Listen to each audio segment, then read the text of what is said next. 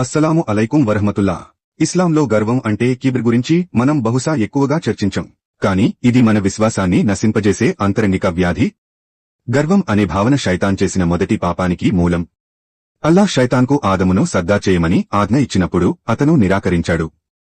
సూరా ఆరాఫ్ 7:12లో శైతాన్ చెబుతాడు, నీవు నన్ను మంట నుండి సృష్టించావు, అతనిని మట్టితో, అందుకే నేను అతనికంటే మెరుగైనవాణ్ణి.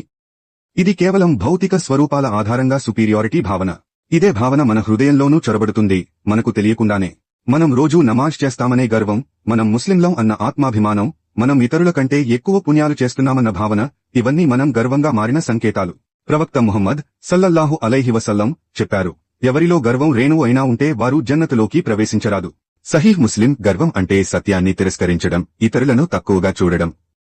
మనం ఎంత చదివినా, ఎంత నమాజ్ చేసినా, మనం ఇతరులను తక్కువగా చూసిన ఒక్క క్షణం మన పుణ్యాల్ని వెలితి చేస్తుంది. ముహమ్మద్ సల్లల్లాహు అలైహి వసల్లం ఎంతో వినమ్రత గలవారు. ఆయన్ను విమర్శించిన వారిని కూడా శాంతంగా సమాధానం ఇచ్చేవారు. హిజాబ్ వేసిన అమ్మాయి తక్కువ అబ్బాయికి దిక్కు చూపినప్పుడు అతన్ని తక్కువగా చూడకూడదు. మనం సలహా చేస్తున్నాం కాని ఇంకొకరు ఖురాన్ తప్పుగా చదువుతున్నాడని నవ్వితే అది కూడా కిబ్ర్. మనం హజ్ వెళ్లాం కాని ఎవరో హిందూ మతస్థుడిని నిందిస్తే అది కూడా కిబ్ర్. మనం మంచి పని చేస్తున్నామనే భావన మంచిది, కాని అది మనలో సూపీరియారిటీ భావనను కలిగిస్తే అది ఖతర్నాక్.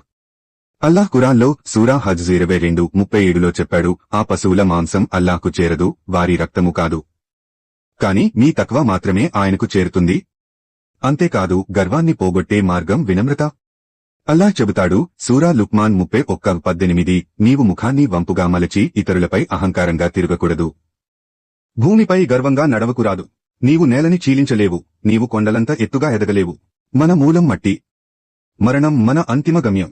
అల్లాహ్ ముందు మనం ఎంత వినమ్రంగా ఉంటామో అదే మనను గొప్పవాడిగా చేస్తుంది. కాబట్టి ఈ రోజు మనం ఇంట్రోస్పెక్ట్ చేద్దాం. మన హృదయంలో ఏమైనా సూపీరియారిటీ భావన ఉందా?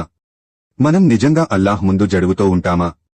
మనం పాపి కావచ్చు, కాని అహంకారంతో పుణ్యాలు చేయడం కన్నా వినమ్రతతో తపస్సు చేయడమే అల్లాహ్కు ఇష్టమైనది. ఇది మాత్రమే మన ఖబ్లో వెలుగునిస్తుంది. గర్వాన్ని వదిలేద్దాం, వినమ్రతను అలవరుద్దాం.